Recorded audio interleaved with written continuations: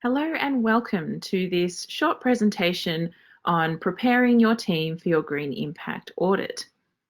So this recording is designed to give Green Impact teams a little bit of an overview of what to expect in their upcoming Green Impact Audits.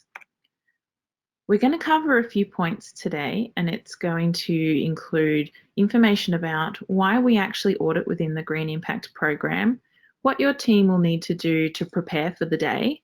We'll then talk about the audit itself and what you can expect.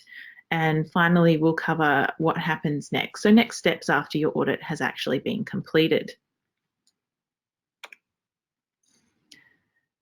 So when we talk about audits, it's often something that can have some negative connotations associated with it. Audits often make you feel like you're being scrutinised and may put you under pressure and things like that. But it's certainly not the case within the Green Impact Program. Our audits are not designed to try and catch you out. They're not there to catch you out on any wrongdoing or anything at all. Basically, it's just there so that we can verify the results and give some credibility to the Green Impact Program as it's been delivered at your university. So the process itself is going to be supportive. And as I said, it's going to give some credibility to the work you've done so that you can actually feel proud of the award that you've achieved. There's a few other things that are going to benefit as a result of this audit. So it could give you some ideas for improvements on things that you could do differently or do a little bit better within your team. It's going to give us the opportunity to gather best practice from across the university, because often it's not until people come and look at the work that you've done as part of Green Impact and you get that outside perspective that you really see that you've done something absolutely fantastic. So we want to make sure that we capture those bits of best practice happening across all different parts of the uni. It gives us the opportunity to identify any common challenges that teams might have come up against when participating in the program. And that in turn, all of that in turn will help us inform on future program development. Green Impact is designed to be continuously run year after year and is based on the model of continuous improvement. So we're always looking of ways to adapt the program to make it more accessible and more inclusive for everybody to get involved with. So again, just to reiterate, the audit is not designed to catch you out. The audits that come will have received training and we'll ensure that they conduct their visit in a really positive and friendly manner. And the feedback that we've had from a lot of the staff and students that have been involved in these audits find it to be a really positive and a really fun process. So we do hope that that's the experience you have with your audit as well. So continuing on why we do audit within Green Impact, it does bring students into the heart of this sustainability program. So we know that Green Impact is predominantly a staff-based program because it's easier for staff to form teams and complete those actions when they have that physical presence on campus. So having student auditors is a really great way to make students inclusive within the Green Impact program. And they genuinely do really enjoy taking part in this particular element. As I mentioned before, it does help us record continual improvement.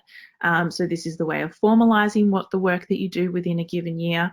And once we've completed all the audits and towards the end of the year, you'll actually get a report back which details all the fantastic work that you've done and highlight that in a really, really clear and concise way. And it's really great if you continue on with the program year after year to be able to see how you progress and how you improve through those reports over the years. Audits also do encourage things to happen. So we know that when we set a deadline and when we let people know that somebody's actually going to come and visit you and check on the work that you've been doing, it really can be encouraging and motivational for us to make sure that we go through and actually complete those actions and mark them off in the toolkit and upload the evidence. Otherwise, we're all very busy in our day-to-day work lives, and without that sort of deadline and goal point, it's very easy just to put things aside and say that we'll get to them later, and then time flies and it never actually happens. Okay, so we'll move on to the next section now, which is talking about the preparation you'll need to do ahead of your audit. And first and foremost, the thing is to please don't worry. There's not actually a lot that team members need to do. And the few things there are, we're going to cover right now. But first and foremost, don't be stressed. Don't worry. It's all okay. So first and foremost, the most important thing is to ensure that your toolkit is up to date. So every institution participating in the program will have a toolkit submission deadline. So this is a particular date within the year that you'll be expected to have to submit your toolkit, and in step 2, press the big red submit button.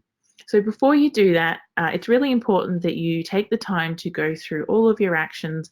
Make sure the ones that you've completed that you mark off as done within the toolkit, and that you also upload evidence against that particular action.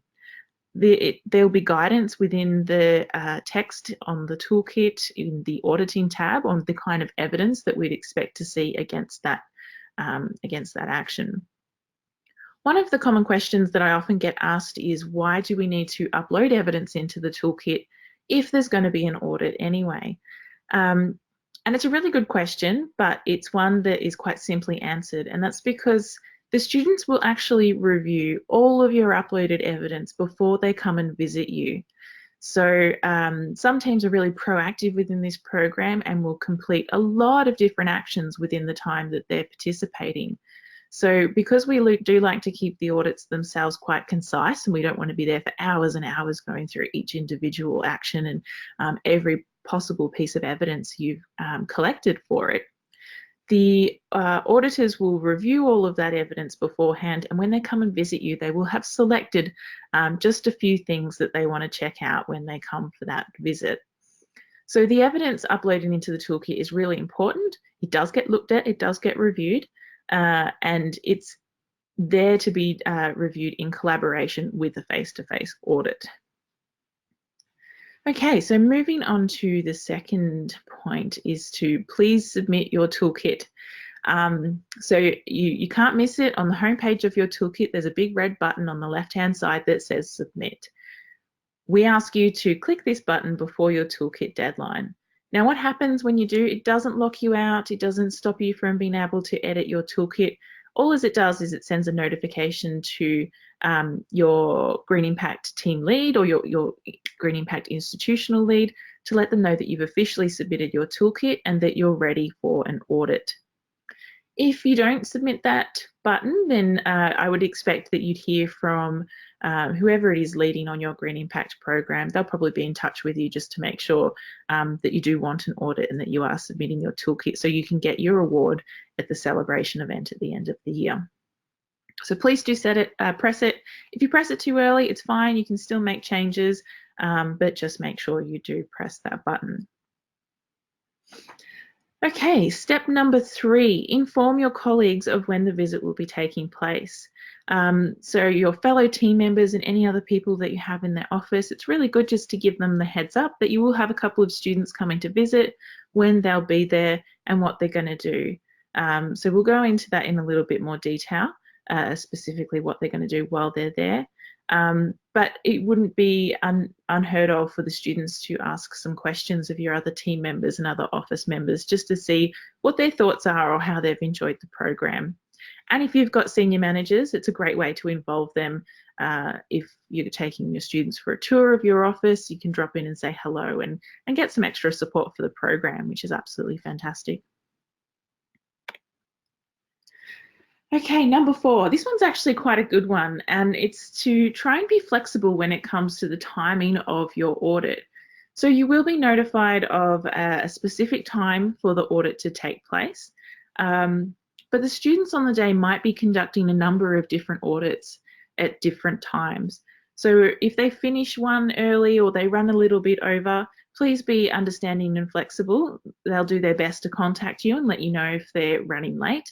And don't be surprised also if you get a call or an email asking if they can come a little bit earlier if they've finished up on their previous audit and have the time to arrive a bit earlier.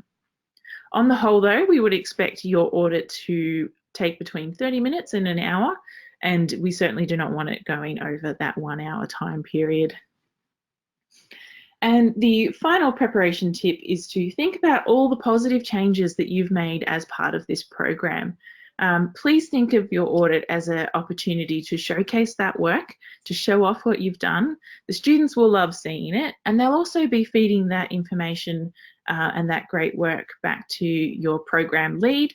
And we really want to make sure that we capture that and celebrate it as one of the fantastic outcomes of participating in Green Impact. Okay, so we've said a number of times that students are involved in the auditing process. What that actually means is that they'll receive a half-day training on the morning of audit day. So they'll be coming along early to go through a number of different things. They'll get some background onto what the Green Impact program is, how it works, and also some training on practical auditing. Now, the whole training is endorsed by the ISSP, which is the International Society for Sustainability Professionals. So it's a great opportunity for students. They learn some new skills, they can put the experience down on their resume, and they'll get certificates and letters of reference at the end of it as well. Something, though, for you to be aware of is that this might be one of the first times that they've entered into a professional workplace or done something like this, so they might be a little bit nervous.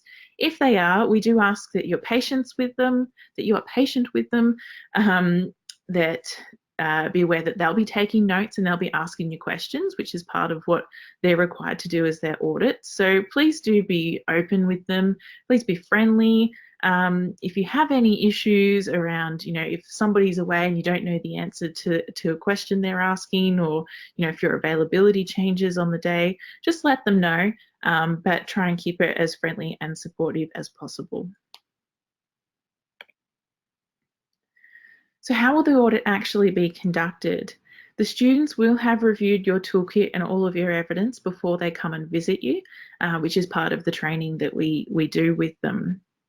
During the actual visit, they'll go through an audit report with you, which will have all of the actions that you have marked off as done and the evidence that you have uploaded against those actions. So the students will go through that with you. They'll ask any questions, or they'll get you to provide any further documentary evidence that they might have identified.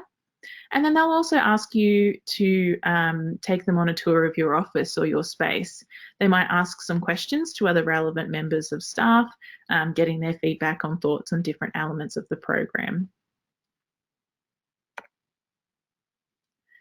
It's good to be aware that not all of the actions that you have marked as done, that potentially they won't all be audited on that day.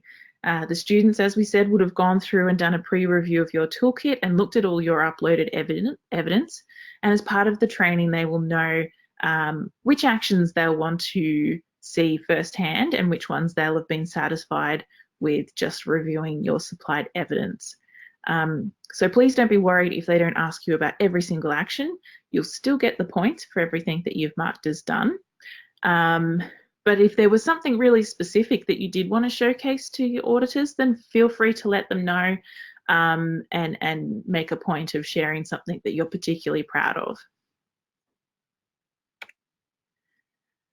Okay, so the final part of the audit is that there are going to be some general questions that you'll be asked. All teams participating in the audits will be asked these questions, and they're just for us to finalise some final information around the program and help us determine just exactly what the impact of Green Impact has been at your university. So some of these questions that you can expect to be asked were: how many people work in the area your Green Impact team covers? How many people have been active in your Green Impact team?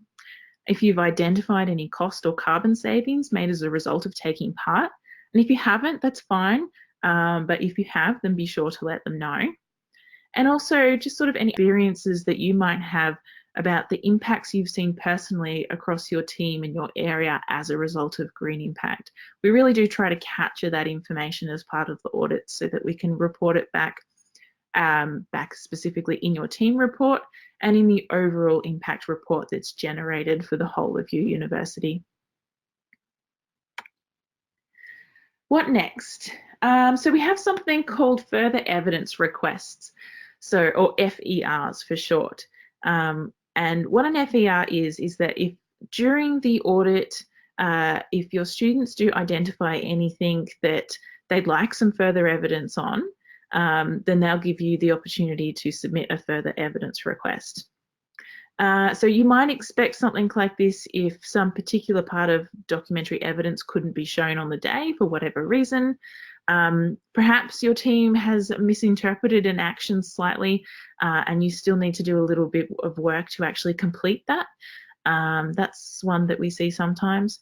Or the other might be if you're just 1 or 2 actions away from the next award level, then your auditors might flag that with you and give you the opportunity to try and complete those actions so you can jump up to that next award level. For example, if you need to complete 15 bronze actions and 15 silver actions to get your silver award, and you've got your 15 bronze and you've got 14 silver, then your auditors will let you know that you only need to complete that 1 more action to get a silver award for that year. So you'll have a prescribed amount of time to submit further evidence if you get an FER. It's usually a week, so 5 working days from the date of your audit. But your institutional program lead will certainly let you know what the deadline is if you do get any FERs. So once once the audits have been completed, once all the further evidence requests have been submitted, then the next thing is to celebrate what you've done. So there will be some sort of celebration event happening at the end of the year. What this looks like and what the dates are very specific to each university.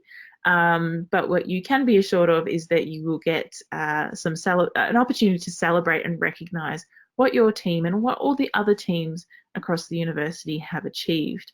So be on the lookout for more information about what's happening with your awards event and be sure that you and your team members can attend if possible. Also, just a note there that the special awards submissions, so most toolkits have the opportunity for people to submit to a number of special awards. These aren't audited by students, they are independently judged, but they will also be announced at your celebration event. So if you've got somebody that's done a fantastic job within this program, or if your team's done something really engaging or really innovative that's well outside the prescribed requests of an action, then make sure you look at what special award categories you have in your toolkit and thinking about submitting to them. You do need to do that before the toolkit deadline, so please keep that in mind. And that's it. Hopefully not too scary, definitely shouldn't be overwhelming, a really straightforward process, but like I said earlier, it can be a really fun opportunity for your team members, for yourself, and for the students that come and visit you. So we do hope you enjoy it and make the most of the audit time. Please do refer to your institutional program lead if you have any specific questions about your program. But otherwise, if you've got more general questions around green impact as it's delivered across Australia and New Zealand, then you can get in contact with us at our email, green.impact@ax.asn.au, or you can also visit our website, which is greenimpact.ax.asn.au. As always, please remember to share your stories. If you're on the socials, you can use hashtag #GreenImpactAUNZ or the worldwide hashtag #GreenImpact to see what other teams are getting up to within this fantastic program. So that covers everything for today. Thank you for listening. I hope you found it useful and best of luck with the rest of your program.